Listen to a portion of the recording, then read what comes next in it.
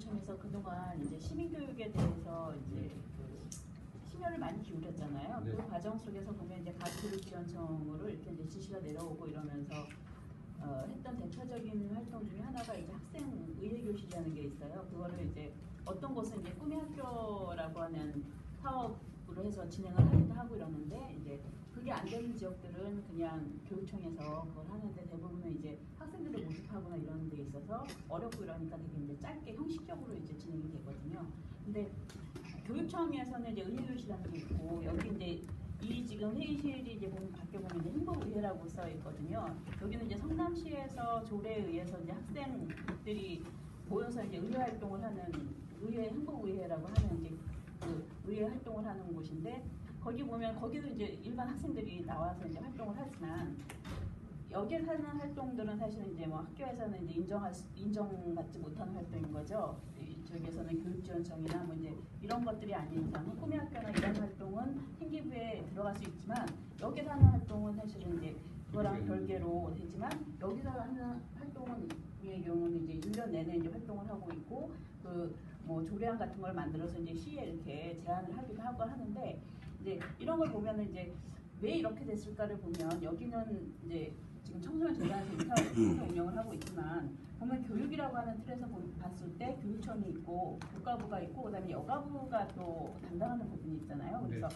학교 밖 청소년이나 뭐 이런 것들에 대한 지원은 여가부에서 하고 있고 여가부에서 올해 이제 뭐 6차 뭐 기본 계획에 보면 이제 시민교육, 그다음에 뭐 노동인권센터 뭐 이런 것들을 쭉 이제 주요 사업 목표로 설정을 했거든요. 근데 요거는 사실은 교과 지금 우리가 얘기한 특성화고등학교나 얘기할 때 노동인권이나 이런 거랑 또 이렇게 맞물리는 지점들이 분명히 있어요. 네. 그러면은 이것들을 각각이 하는 게 아니라 사실은 보면 이 좀 긴밀하게 뭔가 이렇게 단결을 해서 이 안에서 사실은 해서 좀 더 예산도 잘 확보하면서 이렇게 할 수 있는 구조로 가면 정말 좋은데 여기까지는 보면 여가부 따르고 이 교가부 따르는 것 같거든요. 그래서 네.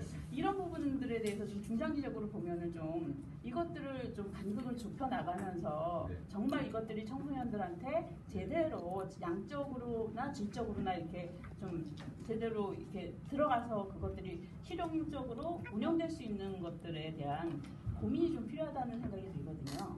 네, 진짜 뭐 중요한 말씀이라고 생각합니다. 그러니까 지금 사실은 이제 뭐 거의 비슷비슷한 어떤 교육 내용들이 있고 그런데 이런 부분들이 전혀 연계가 안 되고 그죠? 또 사실 연계해서 통합적으로 이렇게 활용되고 이제 그래야 되는 측면들이 있는데 안 되는 부분도 많습니다. 근데 이제 저는 이제 그것과 관련해서 아까 그래서 뭐 교육 자치구라는 표현을 썼는데요. 10만에서 30만 단위의 하나의 교육 공동체인 거죠. 이 부분들을 조금 적극적으로 추진해야 되겠다는 그런 생각입니다. 그래서 아예 왜 교육 자치구냐? 교육을 중심으로 해서 아예 자치적인 권한을 이 단위에 주는 겁니다. 이 공동체에 주는 겁니다. 그렇게 되면은 첫 번째는 초등학교, 중학교, 고등학교 연계돼서 하나의 뭐 클러스터라고 얘기해도 되는데요. 근데 클러스터라기보다는 우리는 이제 그 이제 하나의 창의성 캠퍼스 이런 식으로 얘기하는데 그 캠퍼스 내에서 교육 내용 자체를 업그레이드를 하는 거죠. 그러니까 지금까지는 주로 주입식이거나 지식 전이식 교육이었다고 한다면 이제는 그게 아니라 아이들의 생각이라든지 그죠? 또 한편으로는 아이들의 재능이라든지 이제부터는 이런 것들을 좀 돋아주시는 이 시스템을 변화시켜줘야 됩니다.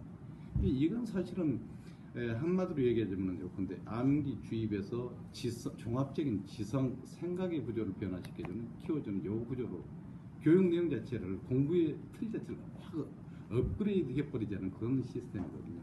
그러니까 이런 식의 구조를 지역 안에서 만들 수 있도록 했습니다. 지역 안에서.